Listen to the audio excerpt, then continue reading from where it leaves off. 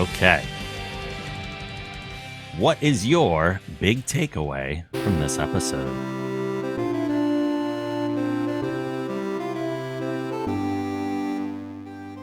All right. Well, mine's a little short and sweet this time. Sure. Which is not normal for me because I tend to ramble and then be like, oh, okay, I'll get back on topic here at some point. But I think this is my favorite episode ever of the Orville. Wow, that's big. Yeah, so we got asked from a viewer. I was just going to say, yeah. Recently, like, what's your favorite episode of the Orville? And I was like, oh, it's like my kids. I can't pick one. But A Tale of Two Topas is now my new favorite episode of the Orville. Boom. So, as Lamar would say. Boom like Lamar. The conversation that Kelly and Topa have in front of the quantum drive was so impactful to me. Just, there was moments in this episode that have really stuck with me, more so than just like, oh, that was a great episode. Like, just the emotion and the dialogue, the acting, just the whole story about someone finding their identity and then being true to themselves. I just really loved how Seth MacFarlane wrote this episode, how it was directed. It just told a very complete story that spoke to me. So I very much enjoyed specifically the conversation between Kelly and Topa. There's also the Kelly Bordis conversation. And then also Isaac sticking up for Topa when Topa is about to get her procedure done. Yeah. So I feel like the writing was the forefront in this episode. We still got some fun CGI things. We still got to see cool lore and backdrop and a cool ancient Egyptian world.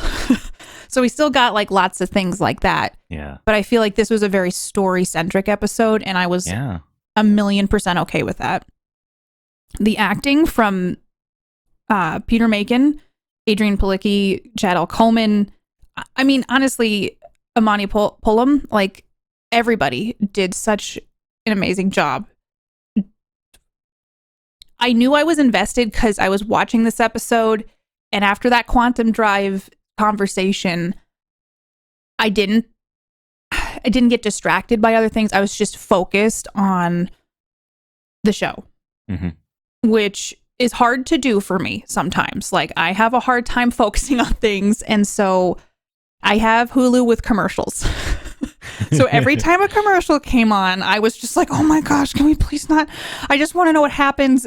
But weirdly, with the commercial breaks, I feel like it let me sit with what had happened. And I never thought I would say that about commercial breaks ever again, because I'm so used to the format now where you just stream and you can binge watch and all that. And I'm weirdly falling in love again with weekly episodes and commercial breaks.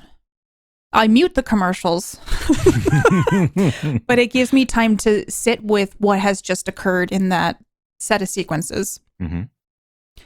I appreciated the discussions about identity and being true to ourselves in a world that often labels us or boxes us in. It's a weird way to put that. There's a lot of S's in there, but we do live in a world where it's very much like you need to fit in certain boxes. And I liked this episode specifically because Topa was on a path to discovering what would make her happy and got that a happy ending. Yeah.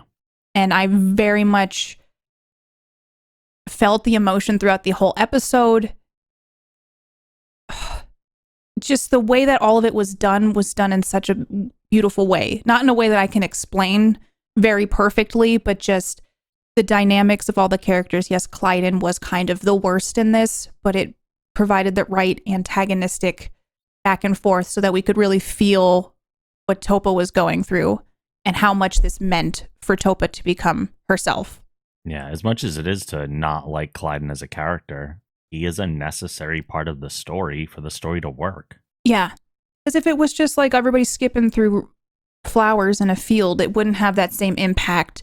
But it mirrors so much of what people who are trying to make changes like this in their lives have to face. Just in your face anger and hostility, and you just want to be yourself, but you have people who are showing up telling you you're wrong or this isn't what you're supposed to do. And so it's not inaccurate to depict it that way, and it's very realistic to what a lot of people have to deal with. And I was sitting there throughout this episode, just Clyden's onslaught is the best way to put it. Just it's never ending, and even in those situations where Topa's just trying to think, or right before her procedure, just getting hit with that information over and over again. It's a good way to show how in our society how unrelenting it can be to exist in our universe, in our world.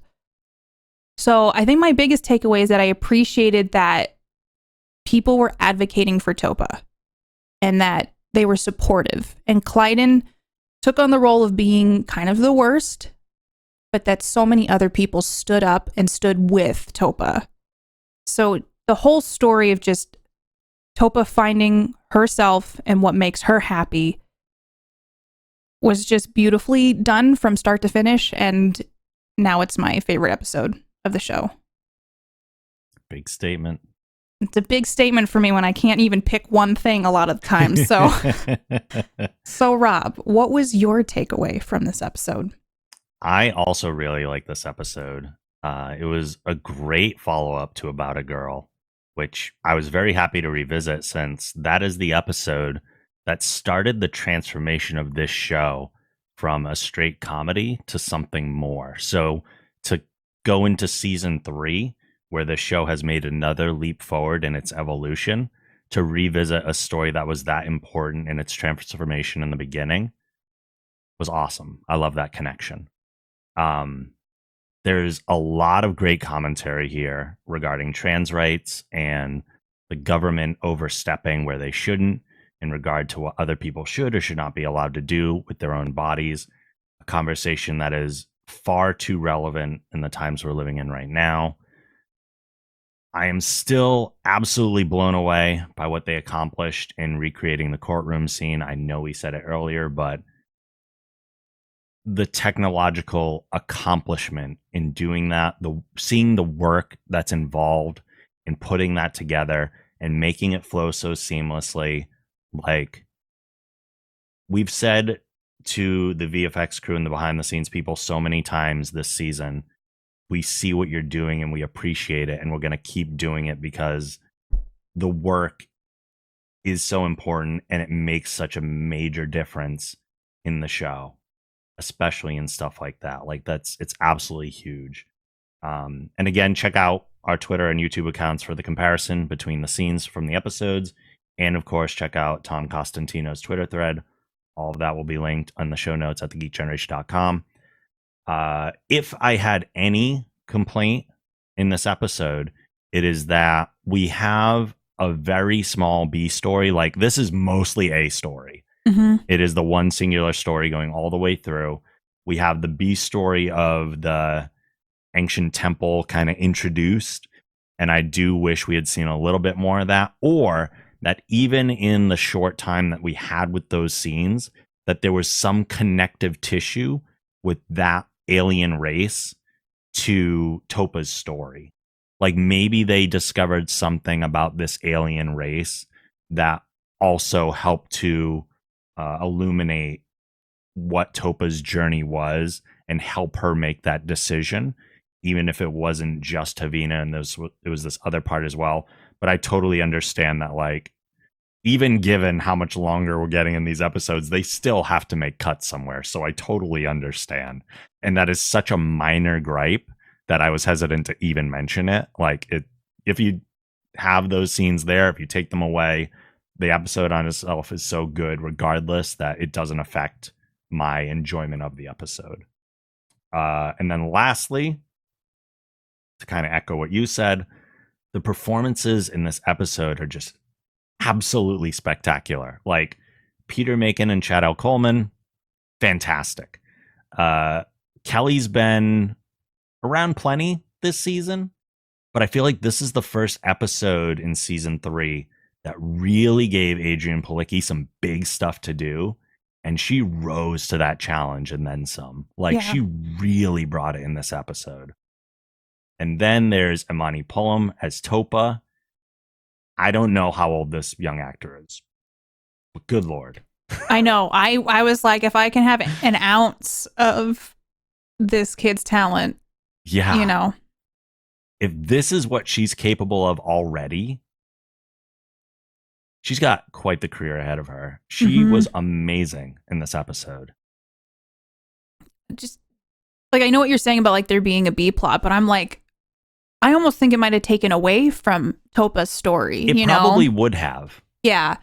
I think there's just, because I mean, I'm a not a skeptical. What's the word? Not critical. When you analyze something, is it critical? That just sounds really harsh. Analytical? Analytical. Yeah, like it's because we watch the show in a very analytical way. We do, yeah. So what's hard about that is like I have my other podcasts where I do talk about stuff and I tear those movies to shreds. And it's because I'm looking at it with that extra lens of like, I'm not just sprawled on the couch watching and I'm like, I want to make sure I'm paying really good attention and picking up on details. And that's how I know I really, really love this show, is because I'm not sitting there and I'm not like seeing issues or like, you know what I mean? Like I'm not picking the show apart. Like I just feel like like you had mentioned, the behind the scenes crew, you can tell how hard they're working to make this look good, but also have that continuity. So you're not just like taken out of the show and because we're super fans of the show, like going back to that courtroom scene, making sure everything is just right. So that when we sit there, we're not like, oh, that's not the real thing. Like they just like they slapped this back together kind of. So it's, the show itself does such a good job at showing that it cares about the stories it's telling, and that you can tell from even interacting on Twitter or the people working behind the scenes and the actors, they all care about this and what they're doing. And I think that really shows. And in this episode specifically, I think they were all very passionate about the story that they were telling. And I think that translated. Yeah, it's so evident. Yeah, it comes through. Before we get out of here, we have one more thing to do, because Katie's husband, Mark, is also a big fan of the Orville and always leaves us with his one sentence review.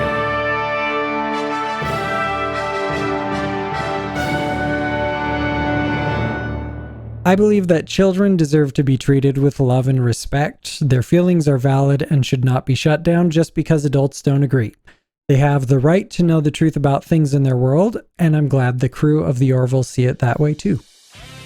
Hey, thank you so much for watching. This is just a segment of the full podcast that Rob and I do. So if you want to hear more of our thoughts and full episode discussions, go to thegeekgeneration.com/quantum drive.